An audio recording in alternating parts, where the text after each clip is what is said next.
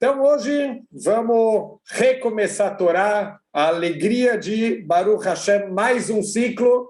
E, primeiro aprendizado óbvio, a gente vê que, mesmo que a gente teve as nossas dificuldades e tivemos todos os problemas do ano, mas a gente sempre tem a possibilidade de recomeçar, a gente sempre tem a possibilidade de agora fazer ainda melhor as coisas. Então, vamos começar esse ciclo com o pé direito. Muita gente acha que é um conceito não judaico, mas é um conceito judaico. A gente começar com o pé direito, com a mão direita, que é a mão forte que a gente faz as mitzvot, para dar uma importância ainda maior. Então, vamos começar Parashá Bereshit, a Parashá da criação do mundo, Parashá da criação do ser humano. A verdade, vamos, antes de entrar na Parashá, vamos falar um pouquinho do Sefer Bereshit. Então, cada um dos livros da Torá, a gente sabe dos nossos 5 livros do Humash, Hamishá Humshei Torá, cada um dos livros da Torá, ele tem, entre aspas, um apelido que ele traz um pouco da essência do que é esse livro. Aqui a gente está no Sefer Bereshit, também ele é conhecido como o Sefer HaYetzirah, o livro da criação. Mas se a gente olhar, o que a gente imagina? Quando a gente escuta esse termo, o livro da criação, a gente está associando com a criação do mundo, né? A criação do universo, que está descrito no começo da Parashá. Mas a gente vai ver, o total são 34 versículos que falam sobre a criação do mundo. E depois disso começam as histórias, né, das gerações, 10 gerações de Adam até Noah, 10 gerações de Noah até Avraham Avinu. Depois vem Abraham, vem Yitzhak, vem Yaakov, vem os filhos do Yaakov, a venda do Yosef. Isso é o Sefer Bereshit. Quer dizer, por que é chamado de Sefer HaYetzirah, o livro da criação, se na verdade a gente está falando só 34 versículos? Quer dizer, é a primeira aliá e mais um pouquinho, a primeira pessoa que é chamada na Torá, ela praticamente já lê tudo que a gente fala sobre a criação do mundo. Então, e no segundo capítulo, mais alguns versículos falando sobre o Shabat, e acabou a criação do mundo. Então, por que é chamado de Sefer HaYetzirah? Porque estamos falando aqui de uma construção física do mundo e de uma construção espiritual. A construção física do mundo é o que Hashem ele criou, e a construção espiritual, justamente, são os 3 pilares do povo judeu, Avraham, Yitzhak e Yaakov, que é a construção espiritual de toda a humanidade. Então, é isso que o Sefer Bereshit ele vai trazer para a gente, apesar que o livro inteiro, o Sefer Bereshit inteiro, ele tem 3 mitzvot, um livro inteiro só para 3 mitzvot. Então, o próprio Urashi, o primeiro Urashi da Parashá Bereshit, ele fala, olha, a Torá não deveria começar aqui. A Torá deveria começar só no Sefer Shemot, só na Parashá Bo, que não é nem a primeira Parashá do Sefer Shemot, aonde é ensinada a primeira mitzvah que foi entregue para o povo judeu, que é a mitzvah de Kiddush HaChodesh, a mitzvah de santificação do novo mês. Essa é a primeira mitzvah que foi entregue para o povo judeu. Isso vai ser no segundo livro da Torá. No primeiro livro da Torá, a gente tem 3 mitzvot, a mitzvah de Prurvu, a mitzvah de crescer e multiplicar, a mitzvah de Brit Milá, que foi ensinada através de Avraham Avinu, e a mitzvah de não comer o Gida Nashe, o nervo ciático, que foi ensinado através de Yaakov Avinu, e acabaram as mitzvot. Quer dizer, um livro inteiro, entre aspas, para quê? Para que a gente precisa de um livro que está ensinando 3 mitzvot? E a resposta é o comportamento de Abraham, de Yitzhak, de Yaakov, dos filhos de Yaakov. Isso também é alahá, isso também é lei, como a gente deve se comportar, como a gente deve receber convidados em casa, como a gente deve se comportar diante de uma situação, por exemplo, que o Yitzhak, ele teve que estar disposto a entregar a vida dele para Deus. Então, a gente vai vendo toda a história da Torá. Na verdade, não é uma história, é uma alahá, é o ensinamento de como a gente deve se construir como seres humanos, por isso que é chamado Sefer HaYetzirah, o livro da criação, não só a criação do universo, mas a criação do ser humano, como o ser humano ele deve se criar, como ele deve se formar para se transformar num ser cada vez mais elevado, que Bezrat Hashem, é isso que a gente está começando mais um ciclo da nossa Parashá, para cada vez se aprofundar um pouco mais e cada vez a gente se transformar em pessoas melhores. Primeiro ponto, vamos só voltar 34 versículos sobre a criação do universo. Então, por que os maiores segredos, né? O homem, ele faz aquele acelerador de partículas que gastou bilhões de dólares para saber o que aconteceu num milésimo de segundo depois do Big Bang e o choque de partículas. Olha quanto se gasta. Todo mundo quer saber os segredos da criação e como Deus fez, e está escrito que Deus separou as águas de baixo, as águas de cima. O que são as águas de baixo? Quer dizer, a gente quer saber os segredos da criação do mundo. O que Deus fez? 34 versículos, acabou, é isso. O que a gente poderia pensar? Que a Torá ela é compacta, a Torá ela não quer se estender muito, a Torá tudo está escrito meio codificado, a gente sabe que tem a Torá escrita, tem a Torá oral ela acaba vindo explicar de uma forma um pouco mais profunda a Torá escrita. A gente poderia pensar que essa é a explicação, por que Deus ele foi tão conciso, porque ele não quer se alongar muito na Torá, mas a gente sabe que no final do Sefer Shemot, quando começa a falar da construção do Mishkan, a Torá ela gasta 4 parashiot e meia falando sobre a construção do Mishkan. Tem todos os detalhes, a Parashá Pekudei, Parashá Vayakel, tem a Parashá Trumá, Tetzaveh, um pouquinho da Parashá Kitissá. Então, olha que incrível, 4 parashot e meia falando sobre o Mishkan. Hoje em dia a gente já nem tem mais o nosso Mishkan. Por que a Torá no Mishkan se alongou tanto, enquanto aqui na Parashá Bereshit, os segredos da criação, que é o que eu mais queria saber, Deus escreveu 34 versículos e nada mais do que isso. A resposta, Deus está dando um tapa na cara do ser humano. Olha que incrível, o ser humano, ele manda uma nave espacial para a Lua, agora a gente está procurando se tem vida em Marte, a gente está procurando em qual planeta do mundo tem condições de vida.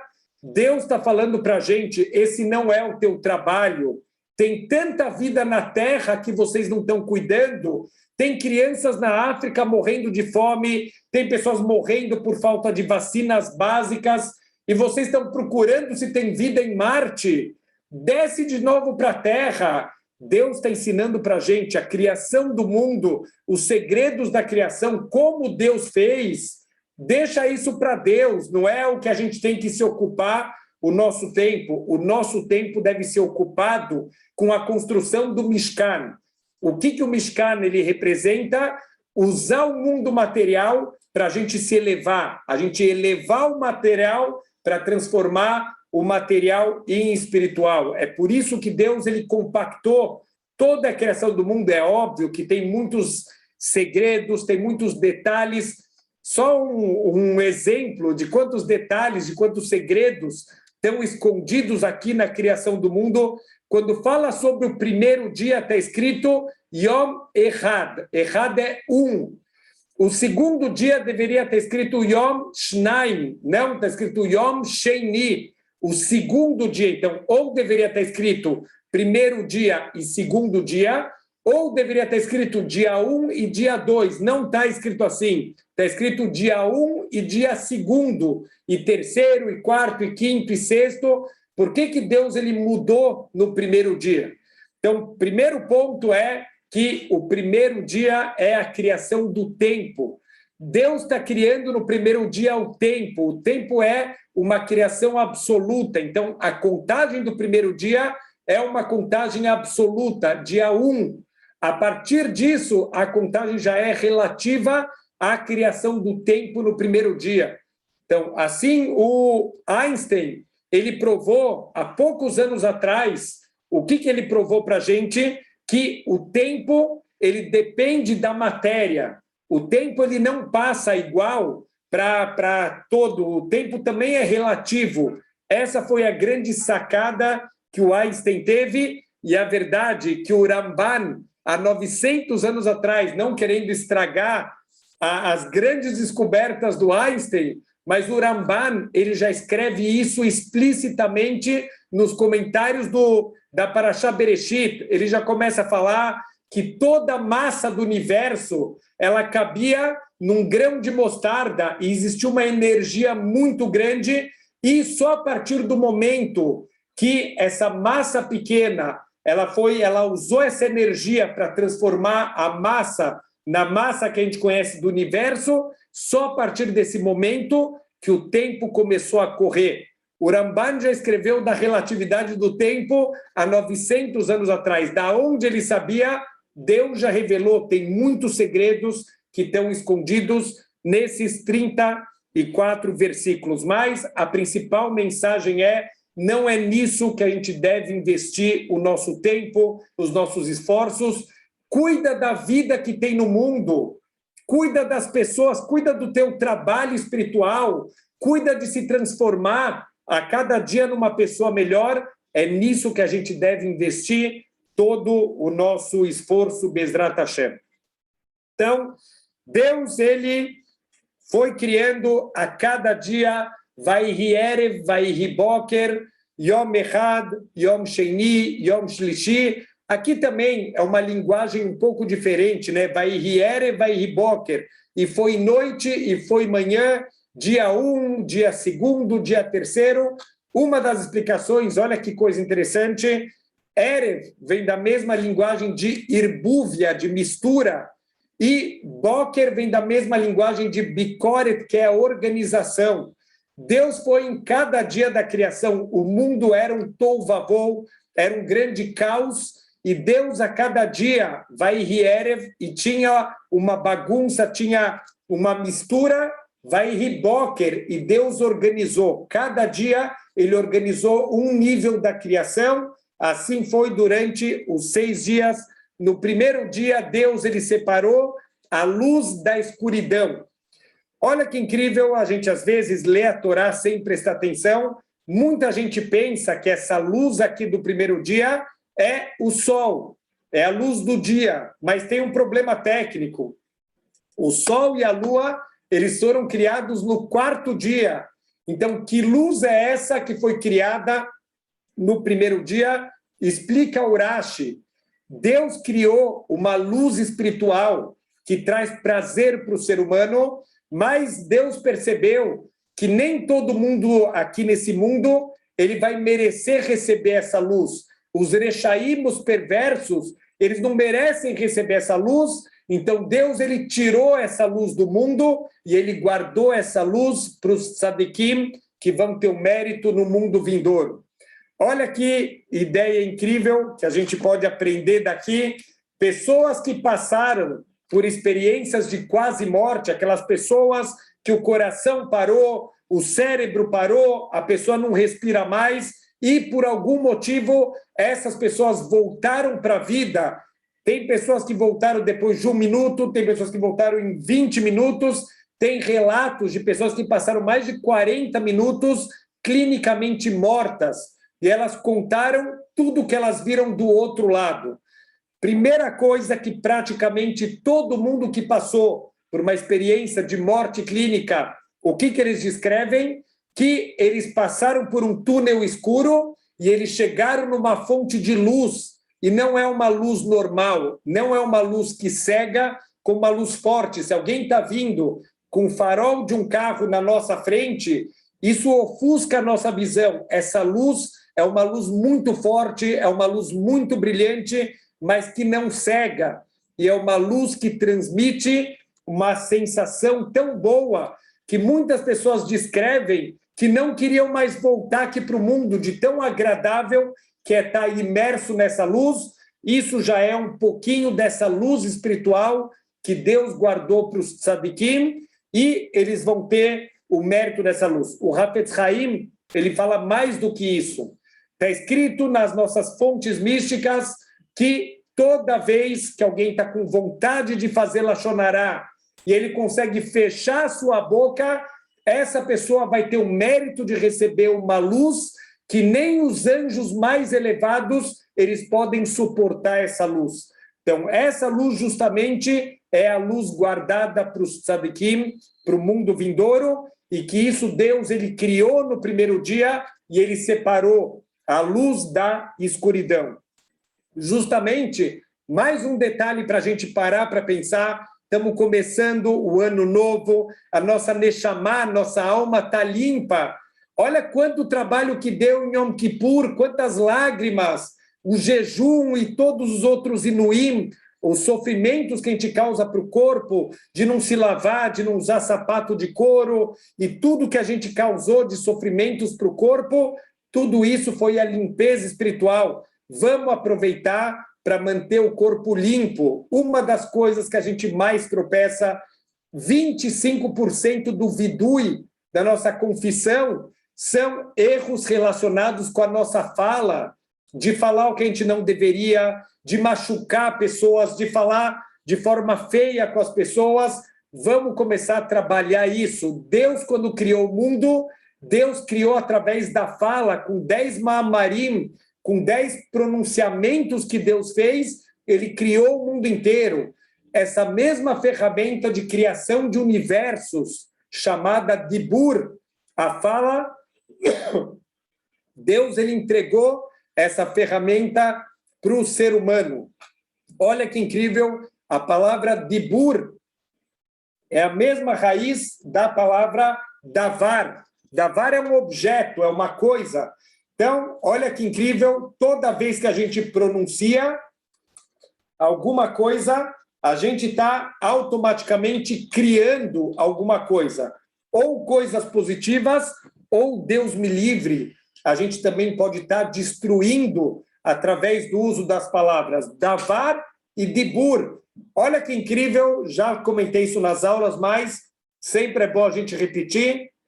Toda vez que um mágico ele faz mágicas, ele pronuncia palavras mágicas. Da onde sai isso? Da Torá. Por que para fazer uma mágica tem que falar o sim salabim ou qualquer outra coisa? Porque a fala ela tem poder. E olha que incrível, qual que é a frase mais famosa que tem dos mágicos? O famoso abracadabra. Abracadabra é ivrita, é hebraico. Olha só, todo show de mágica, vocês estão escutando aqui coisas em hebraico. O que significa abracadabra? Aber-kedaber, que quando eu pronunciar, que seja criado, aber-kedaber, abracadabra.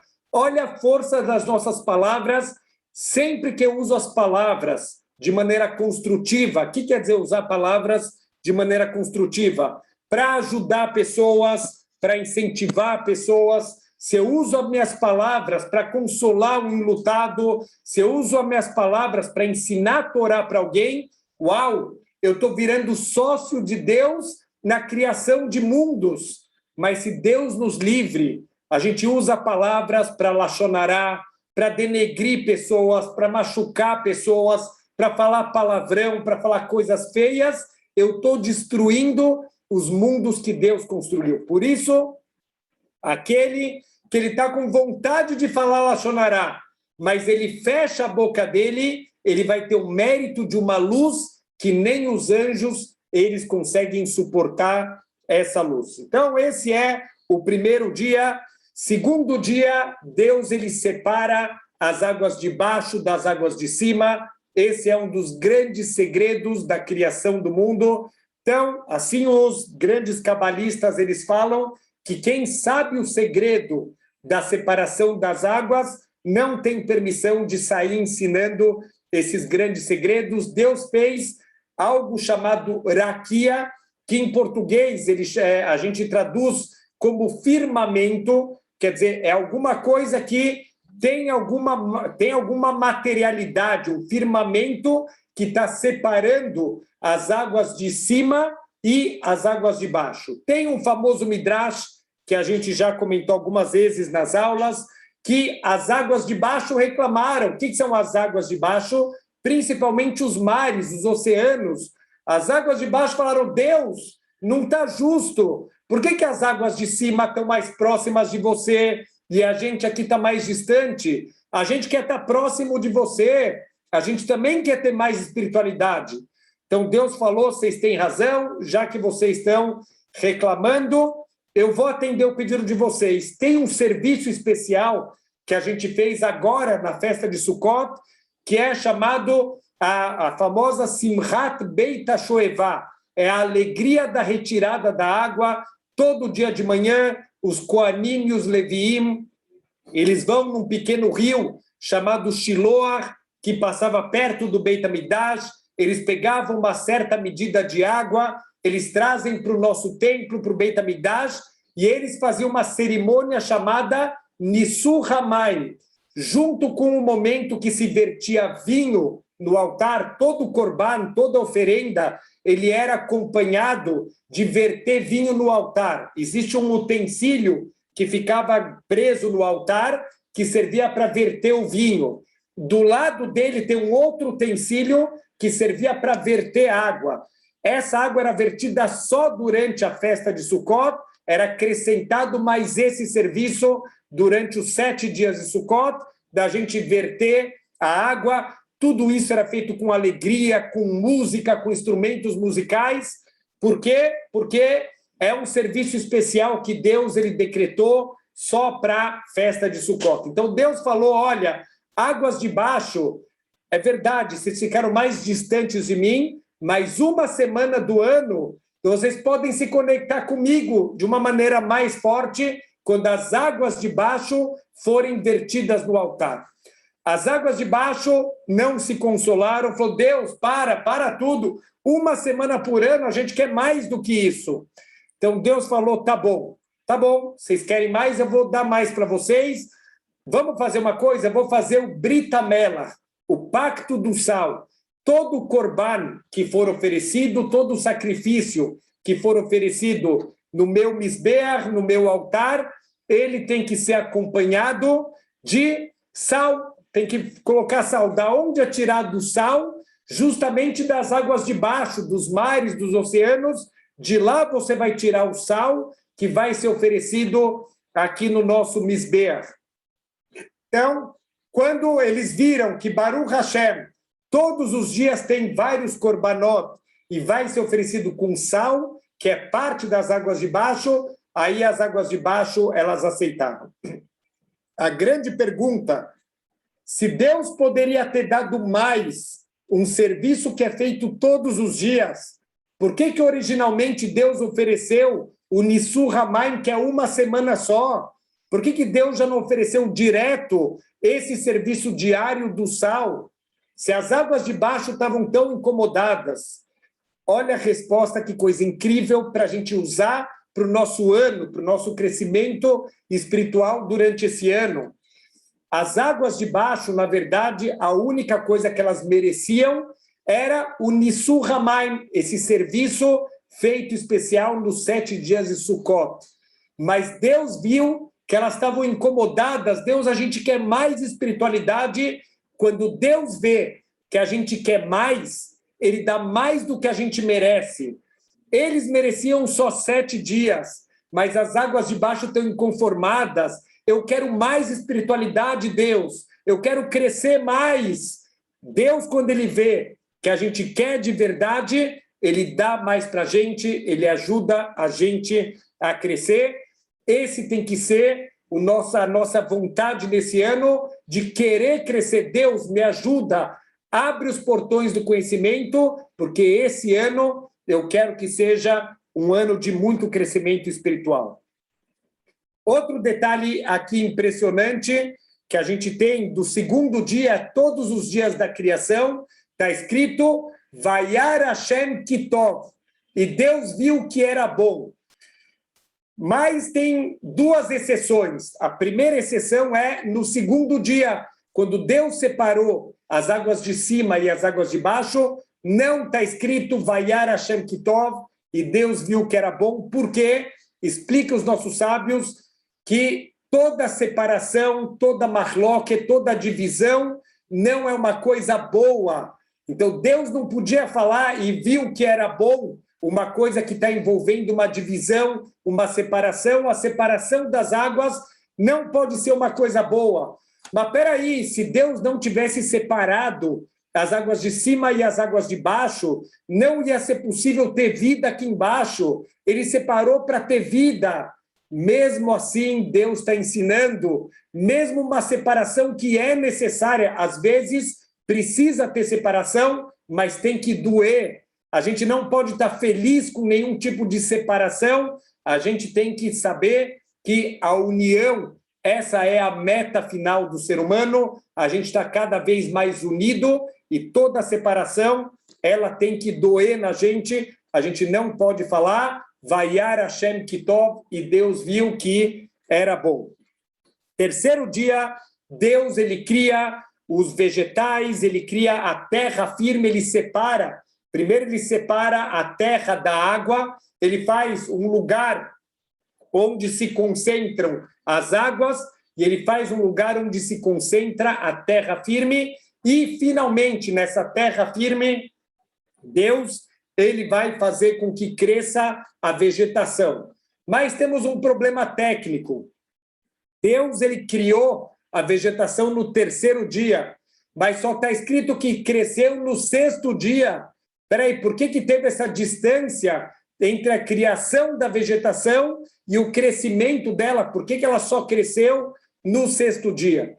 Olha que incrível, Rav Wolbe Zecher Tzadik Livracha, ele explica para a gente que Deus, quando ele criou o ser humano, ainda existia só o potencial da vegetação, mas enquanto não tinha chuva no mundo, a vegetação ela não cresceu. Então, o que Adão percebeu? Que está faltando alguma coisa, aquele potencial, ele está latente lá no solo, mas essa vegetação não está crescendo. Então, o que o Adão ele fez? Ele rezou para Deus, para que Deus mandasse chuva. E Deus escutou a tefilá de Adam Arishon, primeira tefilá da história da humanidade. Adam ele reza para cair chuva no mundo, só quando choveu, a vegetação cresceu. Pergunta o Rav Wolbe Zatzal, o que ia ter acontecido se ele não tivesse rezado? Se Adam não rezasse, não ia crescer a vegetação e o ser humano não ia ter como viver. Olha o que a gente aprende daqui. A tefilá, ela foi costurada no mundo como uma das coisas essenciais, que sem a tefilá não existe vida. A gente precisa da tefilá para ter vida aqui no mundo. Sem a nossa reza, a vida aqui nesse mundo não é possível. Então, Deus ele já costurou isso no tecido da criação, o conceito da tefilá, que é o que permite que a vida aqui no mundo material ela possa acontecer. No quarto dia, Deus ele finalmente cria as luminárias, o sol, a lua e as estrelas. A verdade é que tem uma contradição. O versículo fala para a gente, Deus criou as duas luminárias grandes, a luminária grande para o dia e a luminária pequena para a noite. Não, peraí, acabou de falar no versículo que são duas luminárias grandes, e o versículo continua e fala a luminária grande para o dia e a pequena para a noite. Então, o famoso Midrash explica para a gente que originalmente Deus criou o sol e a lua da mesma maneira, mas a lua virou para Deus e falou, Deus, espera aí, mas não podem ter dois reis que estão governando. Como que vai ter dois reis governando? Deus falou, você tem razão, então o rei vai ser o sol e você vai ser diminuída. Já que você que está reclamando que não dá para ter dois reis, então eu vou atender o seu pedido e você vai ser diminuída e a lua ela passou a ser pequena. Grande pergunta que tem aqui, os nossos sábios, eles perguntam por que o sol é chamado de grande e a lua é chamada de pequena? Tem tantas outras maneiras de definir o sol e a lua. Olha, o astro brilhante e o astro que não tem brilho, né? Tem tantas outras coisas que definem o sol e a lua. Por que a Torá chamou de grande e de pequeno?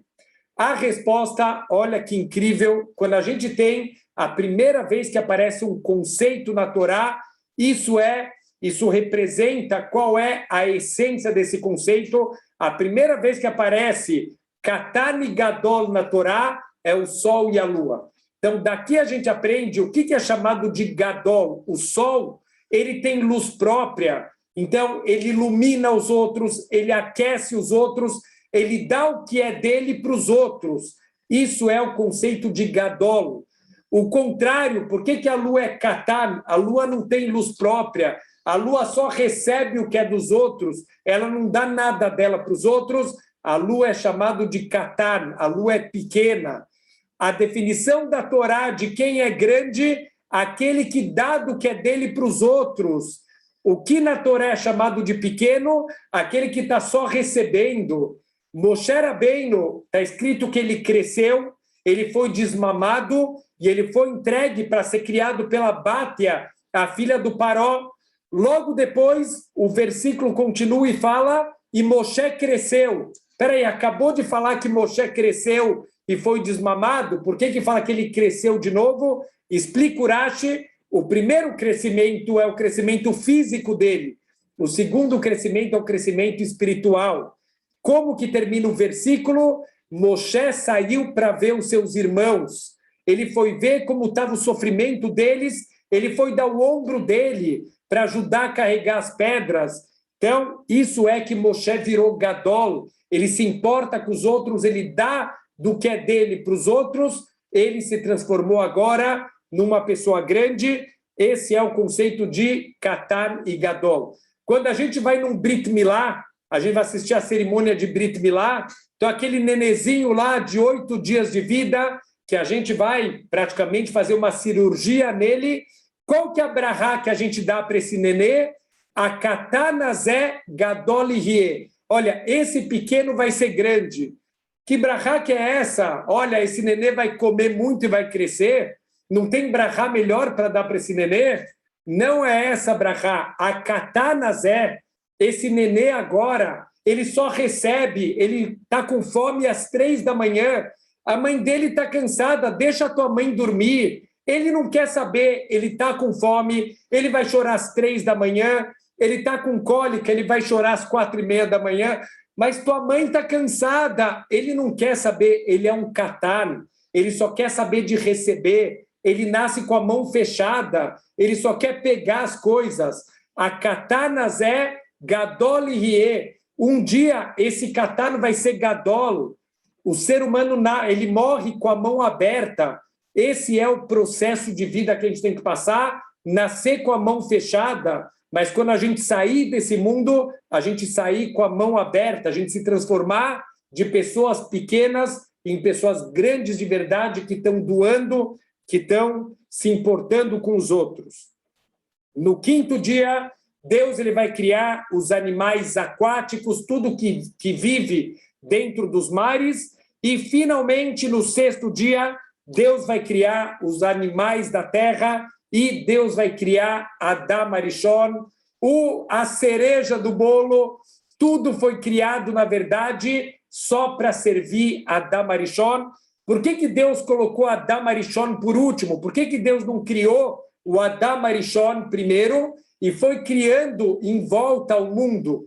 Olha que resposta maravilhosa. A gente acabou de falar sobre bondade. Mas existem vários níveis de bondade. O Rambam, Maimônides, ele fala que existem 8 níveis de bondade. O que muda de um nível para o outro? Quanto menos vergonha você causa para quem recebe algum ato de bondade, maior é esse ato. A maior forma de ajudar é sem a pessoa saber que ela está sendo ajudada, sem a pessoa se sentir mal, sem ela sentir vergonha. Qual é a maior forma da gente ajudar uma pessoa? Não dá o peixe para ela, ensina ela a pescar, para ela nunca mais passar vergonha de ter que ficar estendendo a mão para receber alguma coisa que essa pessoa ela não merece. Deus ele está ensinando isso através de Adam Arishon. Olha que incrível! Se Adam Arishon tivesse sido criado no primeiro dia, ele ia ficar pensando, uau, olha quanto trabalho que eu dei para Deus, Deus está tendo que criar todo esse universo só para mim. Deus primeiro criou tudo e só depois colocou Adam Arishon nesse mundo perfeito que ele criou, para que Adam não sentisse que, entre aspas, ele é um peso para Deus. Essa é a forma mais bonita da gente fazer hesed, da gente ajudar. Então, às vezes, a pessoa vem pedir ajuda e a gente faz aquela cara, vai, tá bom, eu vou te ajudar. Você não está ajudando nada, você está causando sofrimento para a pessoa. Você está mostrando que ela é um peso na tua vida, que ela está te dando trabalho. Não ajuda, ajuda com um sorriso, ajuda mostrando, não, eu não estou fazendo nada demais. Como Avraham Avinu, ele recebe os beduínos. Olha, posso dar para vocês um pouquinho de pão? O que ele traz para os beduínos depois? Ele traz carne, ele traz língua com mostarda, ele traz bolos, ele traz tudo do bom e do melhor. Por que ele ofereceu só um pouquinho de pão? Ele quer deixar os convidados à vontade e aos pouquinhos, conforme eles já estão à vontade, ele vai aumentando gradativamente a bondade para eles não sentirem que Avraham Avinu está sendo um peso para ele, toda a bondade que ele está fazendo. De novo, isso é Alahá, as histórias dos nossos patriarcas, esse livro inteiro também é Alahá, são leis de como eu devo me comportar, de como eu me comporto com os convidados, de como eu faço bondade no máximo nível possível. Tudo isso também é Torá, de como a gente deve se comportar no nosso dia a dia. Então, no último dia, Adam Arishon, ele foi criado depois de toda a criação. Uma outra resposta que os nossos sábios trazem, Deus está dando um aviso para Adam Arishon. Adam, se você viver de acordo com a forma que eu te ensinei, você é o centro da criação e toda a criação foi feita para te servir, para você poder fazer o teu trabalho aqui no mundo. Tudo isso foi criado para você. Mas se Deus me livre, você se desviar do caminho, eu quero te lembrar, até a barata foi criada antes de você. Todos os seres foram criados antes de você. Então é um aviso aqui de duas vias. Se você está no caminho correto, o mundo inteiro foi criado para te servir. Se você não está no caminho correto, até as bactérias, até o coronavírus foi criado antes de você no mundo. Então não esquece do trabalho espiritual que você veio fazer. Segunda vez, aqui também, não está escrito na criação de Adam, Vayar Hashem Kitov. Olha que incrível, na criação da barata está escrito, e Deus viu que era bom. Na criação da maçã, também está escrito, e viu Deus que era bom. Mas depois que Deus criou Adam, não está escrito, e viu Deus que era bom. Espera aí, que história é essa? Até a barata está bom, e a maçã está bom, e o ser humano não está bom. Olha que mensagem incrível que Deus está dando para a gente. O que uma maçã ela pode ser? Uma maçã, ela já foi criada no seu máximo potencial. O que uma barata pode ser? Uma barata, ela não tem o que mais ser do que uma barata. Mas o ser humano foi criado com potencial que ele sempre pode estar crescendo, ele pode estar cada vez se assemelhando um pouquinho mais ao Criador do mundo. Então, Deus ainda não deu um rótulo para a gente de e viu Deus que era bom, porque você não foi criado na perfeição. A gente falou, uma das primeiras mitzvot da Torá é a mitzvah de Brit Milá, o Brit Milá que foi entregue para Avraham Avinu. Deus está dando uma mensagem, da mesma maneira que teu corpo não foi criado na perfeição. Uma das primeiras coisas que você faz na vida de um Yehudi, você faz o Brit Milá dele, você aperfeiçoa o corpo dele, tirando as interrupções que tem entre a pessoa e Deus. Da mesma maneira, você também não foi criado na tua perfeição espiritual, e esse é o teu trabalho no mundo. O nosso trabalho é se esforçar para que no dia que a gente vai sair aqui do mundo, Deus ele vai dar o carimbo para a gente de Vayar Hashem Kitov. Deus viu que era muito bom tudo o que ele tinha criado. Depois disso, finalmente vem o Shabat. Deus ele fez a criação nos 6 dias e ele fez também uma criação no 7º dia. ele criou o conceito do descanso do Shabat. Obviamente, não estamos falando que Deus estava cansado. Deus nos livre a gente estudar a Torá. Está escrito que Deus descansou no 7º dia, porque Deus estava cansado de criar o mundo. Então, a gente está, de certa maneira, limitando Deus. Se a gente pensar dessa maneira, está escrito que Deus criou o universo com a letra Rei. Uma das explicações é que a letra Rei a gente praticamente não pronuncia. É uma das letras mais fáceis da gente pronunciar. Até uma pessoa que está sem voz, a letra Rei ela consegue pronunciar. Então, Deus, esse foi o esforço que Deus teve que usar para criar o universo inteiro. Então, o que quer dizer que Deus descansou no Shabat?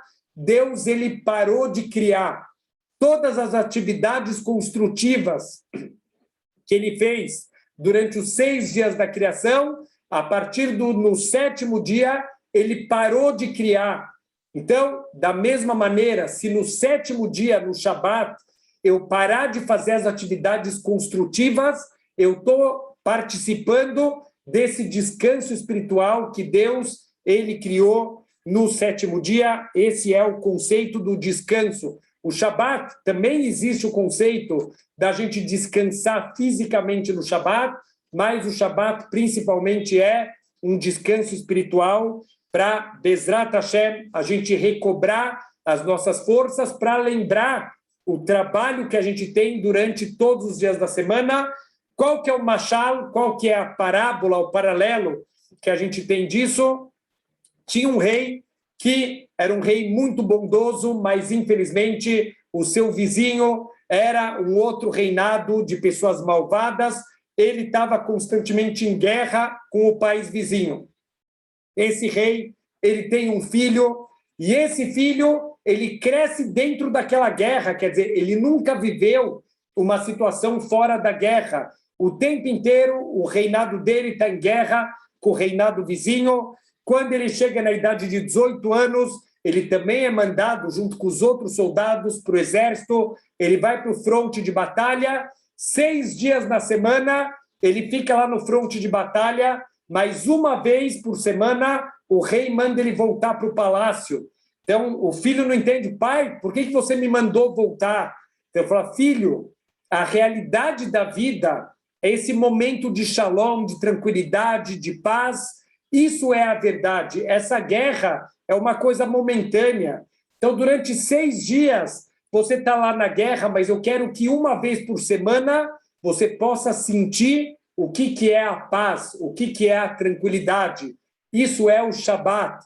Durante 6 dias da semana, a gente vai para a luta, a gente vai para as dificuldades, mas para um dia da semana é um presente especial, é um descanso que a gente tem durante o Shabat, para a gente sentir, Bezrat Hashem, 60 avos do que vai ser a nossa vida de tranquilidade no Olam Habá, a gente conectado com Deus, conectado com a espiritualidade verdadeira, a gente já pode sentir um pouquinho que, quando terminar o trabalho, toda a dificuldade que tem, a gente está aqui no mundo material, Bezrat Hashem vai vir o momento de descanso e o momento de receber a recompensa de tudo que a gente plantou durante uma vida inteira.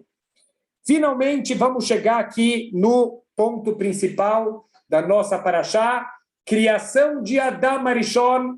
Olha que explicação incrível, tem uma discussão no Talmud, mas de acordo com uma das opiniões do Talmud, Adam, ele não é simplesmente o primeiro homem, ele é o primeiro ser humano e ele foi criado hermafrodita. O homem e a mulher estavam fundidos em um único ser. E Deus futuramente vai separar em 2 seres independentes. Tem uma pergunta óbvia, né? A gente sabe que não tem nenhum erro na criação de Hashem. Por que Deus criou o homem e a mulher juntos, fundidos em uma única criatura, e depois ele separou em 2 criaturas? Olha que incrível, Deus está ensinando para a gente o conceito do casamento. O que é o casamento? Está escrito na Torá que o homem vai se conectar com a sua esposa e eles vão se tornar um só. Eles vão estar juntos como se eles fossem uma única criatura. Rav Shlomo Zalman Auerbach, Zeher Tzadik Livrachá, uma vez ele foi com a esposa no médico, a esposa estava com problema no joelho, e o médico perguntou qual que é o problema, e quem respondeu foi o Rav Shlomo Zalman Auerbach. Falou, doutor, o nosso joelho está doendo. Ele sentia a dor do joelho da esposa. É isso que Hashem quer, que a gente volte a ser o marido e a esposa como se fosse uma única criatura.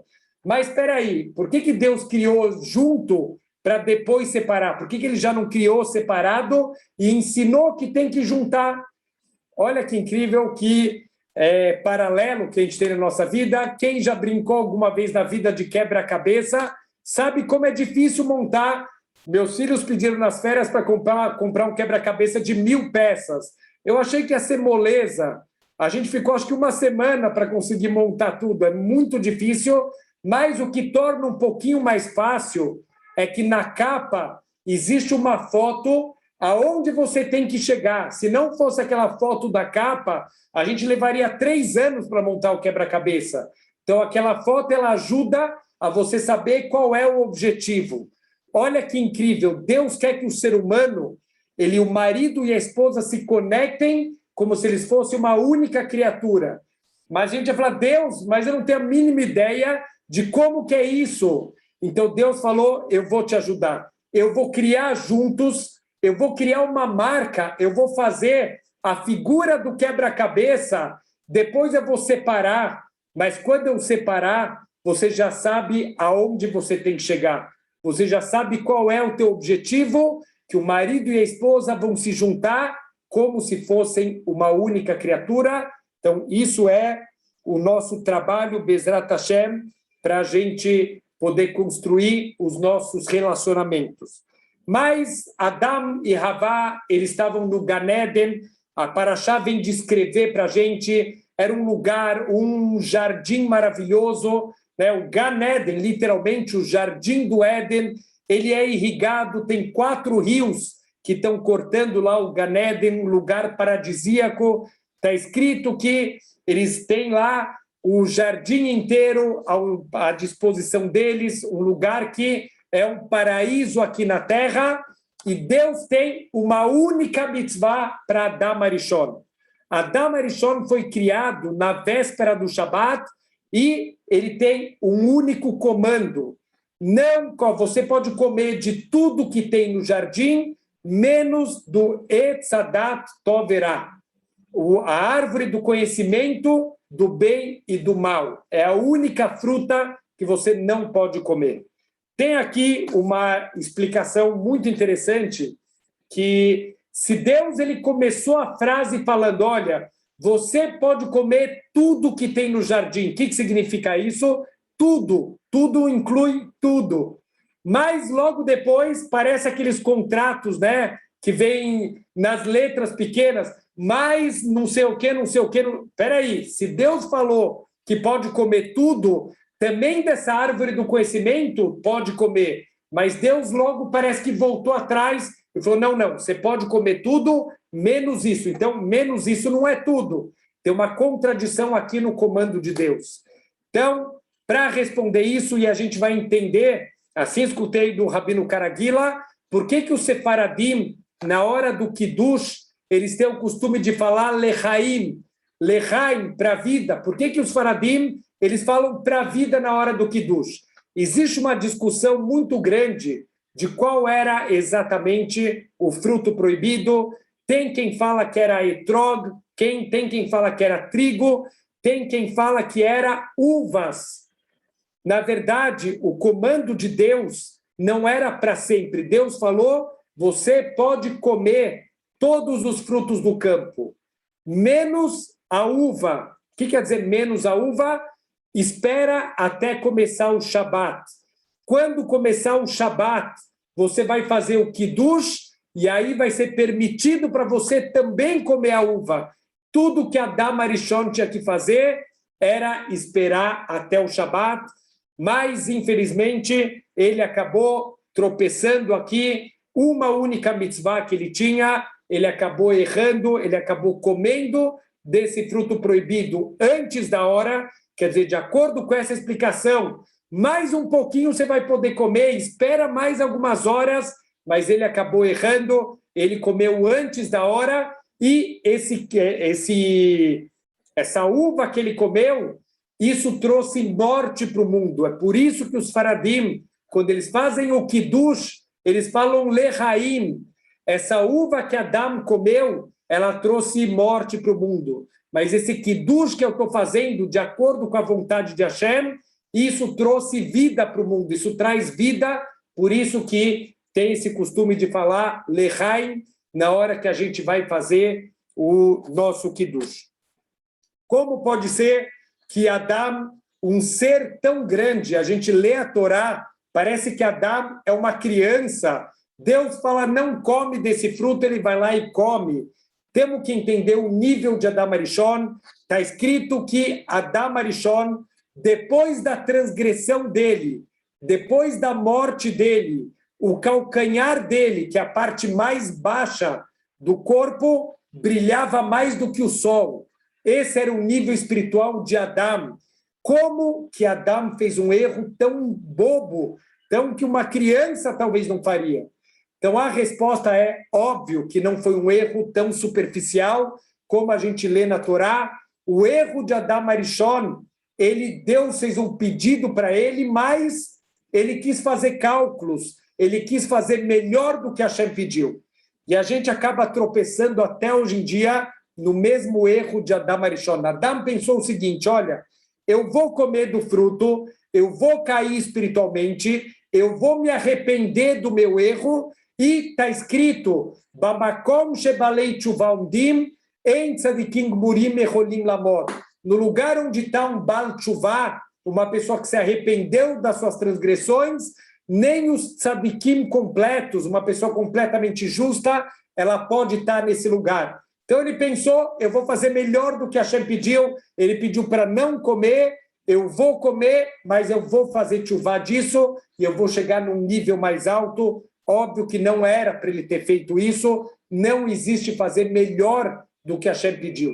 Parece, quando a gente escuta de Adam Arishon, falou, gente, que estupidez, a gente faz isso o tempo inteiro. Deus deu para a gente uma Torá, Torat Haim, isso é um manual de instruções de como viver a vida. Não existe melhor do que o manual de instruções de quem te fez, quem te criou, quem te conhece, mais do que todo mundo, mais do que você mesmo. O Criador do mundo te conhece em cada detalhe, tanto materialmente quanto espiritualmente. Escuta o que o teu Criador te falou. Não existe melhor do que isso. Infelizmente, Adão, ele fez os cálculos dele e ele acabou tropeçando, ele trouxe morte para o mundo, ele trouxe sofrimento, Deus deu uma clalá, ele deu uma maldição para o Adão, agora você vai comer com o suor do teu rosto, o pão de cada dia, vai ser difícil o teu sustento e você vai trazer morte para o mundo. Adão, ele era um ser imortal, mas depois do erro dele, ele virou mortal. Olha as consequências de um único erro de Adam Arishon. Ele perdeu a imortalidade e o sustento agora é difícil. Qual é o maior medo do ser humano? Ficar sem sustento e o medo de morrer. As duas maiores aflições da humanidade, tudo isso é resultado de um único erro de Adão. Por quê? Ele quis fazer cálculos, ele quer fazer melhor do que Hashem pediu para ele. Bezrat Hashem, a gente vai aprender daqui, não existe melhor do que o que Hashem pediu. Acabamos de passar Simchat Torah, a gente pegou os nossos Sifrei Torah, aqui não é um Sefer Torah, mas é um Humash, a gente abraçou o nosso Sefer Torah, a gente dançou com ele, a gente beijou ele. Nenhum outro povo beija seus livros, e muito menos um livro que limita toda a tua vida, 613 obrigações, e a gente está abraçando esse livro. Como que eu posso estar abraçando um livro de 613 obrigações? A resposta é, eu sei que esse é o manual de instruções de como ter uma vida perfeita nesse mundo e no mundo vindouro, Isso é Simchat Torá, essa é a alegria da Torá. Vamos começar o ano, Bezrat Hashem, não de novo a Parashá Bereshit, é uma nova Parashá Bereshit, é uma nova Parashá Noach. Cada ano a gente vai se aprofundar mais, a gente vai aprender mais. Vamos fazer que nem as águas de baixo, não vamos se contentar. Eu quero mais, Hashem, me dá um ano de crescimento, me dá um ano de Torá. Eu quero subir, eu quero crescer, Deus. Eu estou disposto, eu vou fazer a minha parte. Por favor, Deus, me manda a Torá, que eu estou disposto a crescer. Bezrat Hashem. Shabbat Shalom para todo mundo.